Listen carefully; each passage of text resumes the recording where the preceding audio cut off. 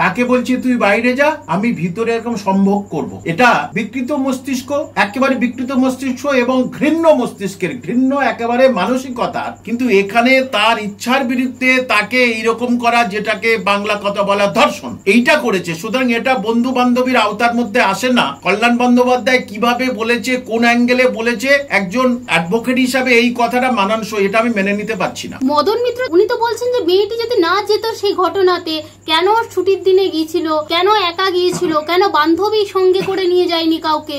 আগে মহিলাটাকে দোষ দেওয়ার আগে ওই ছেলেটা কেন গেছিল, সেইটাই লাখ টাকার প্রশ্ন। সে তো কলেজে নেই, সে তো কলেজ বহু আগে কলেজ শেষ হয়ে গেছে। তাহলে সে কি করে, কার দোয়ায়, কার হচ্ছে কে মানে মসৃণ হাতের আশীর্বাদ নিয়ে সে ওখানে ওই রাজ করত, গুন্ডারাজি করত, ওখানে এইসব রেপ ফেপ এইসব হচ্ছে শিলতানি করত। এখানে মহিলাদের দোষ দিয়ে কি হবে? সে কি জানে কোথায় কি আছে? তাহলে তো মহিলাটা তো কলেজে আসবে, কোনো দোকানে যাবে, কোথাও যাবে, সঙ্গে তার একজনকে নিয়ে যেতে হবে। এইটাই তো মদন মিত্র বলতে চাচ্ছে। এটা কোনোদিন সম্ভব? পশ্চিমবঙ্গে কি ছেলে কি মেয়ে সে তারা অবাধ বিচরণ করবে, এবং যেখানে মুখ্যমন্ত্রী একজন মহিলা, সেখানে মহিলারা অবাধে বিচরণ করবে না, এটা কোনোদিনই হয়? এটা তো মানে মানাই যায় না। যে সুতরাং এই জিনিসটা দেখুন, আমি দেখতে পাচ্ছি কেউ কেউ বলছে পার্টির লিডারের ও উত্তরপ্রদেশে হচ্ছে, ওখানে হয়েছে, বামফ্রন্টের সময় হয়েছে, সেটা তো বড় কথা নয়। বামফ্রন্টের সময় হয়েছে বলে বামফ্রন্টকে সরিয়ে দিয়েছে মানুষ। তাহলে বামফ্রন্ট যেটা করতো আপনারা কেন করছেন? তাহলে মানুষ আপনাদের নিয়ে আসলো কেন?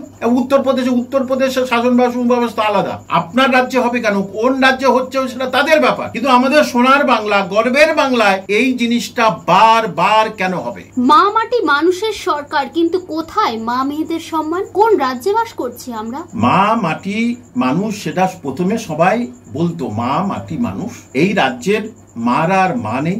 এই যে মায়ের সামনে তার ছোট্ট শিশুটাকে বোমা মেরে উড়িয়ে দিল, মায়ের মাতৃত্ব হাহাকার করছে, মায়ের মাতৃত্বের কান্না আজকের আকাশে বাকাশে ঘুরে বেড়াচ্ছে। মাটি, এই রাজ্যের মাটিতে বহু রক্তাক্ত হয়েছে মানুষ, বোমা বাজি বন্দুকের গুদামগার হয়েছে এখন পবিত্র মাটিটা, বাংলার মাটিটা। আর মানুষের ওই মানুষ হাহাকার করছে। 10টা বছর রাজ্যে চাকরি নেই, যারা চাকরি পেয়েছে তাদের চাকরি চলে গেল সরকারের দোষে। তাহলে মা ওর মর্যাদা পায় না। এই মাটি অপবিত্র করে দিচ্ছে তৃণমূলের একটা শ্রেণীর লোকজন। আর মানুষ তো হাহাকার, মানুষ তো অন্ধকারের মধ্যে আছে, তাদের মধ্যে সুখ নেই, শান্তি নেই। তাদের সন্তানরা অনেক লেখাপড়া শিখে আজকে তারা চাকরি পাচ্ছে না। তাদের বাচ্চা ছেলেমেয়েরা তারা বিদ্যালয়ে যাচ্ছে, গিয়ে ফিরে আসছে, সেখানে সুশিক্ষা পাচ্ছে না, কারণ শিক্ষক নেই।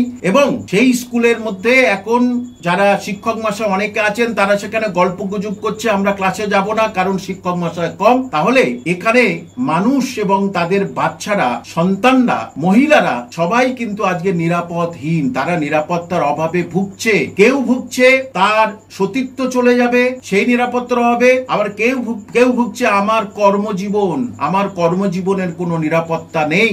এবং মানুষ কি ভুগছে, বাইরে বার হলে কখন যে কে তাকে বোমা মেরে দেবে, গুলি করে দেবে, কেউ বুঝতে পারে না। সুতরাং সার্বিকভাবে এই রাজ্য ক্রমশ পিছিয়ে চলেছে এবং চলবে যতক্ষণ না এই রাজ্যের মানুষ জাতি ধর্ম বর্ণ নির্বিশেষে কাঁধে কাঁধ মিলিয়ে এই সরকারটাকে এখান থেকে সরাবে, রাজ্যের সুশাসন ফিরে আসবে না।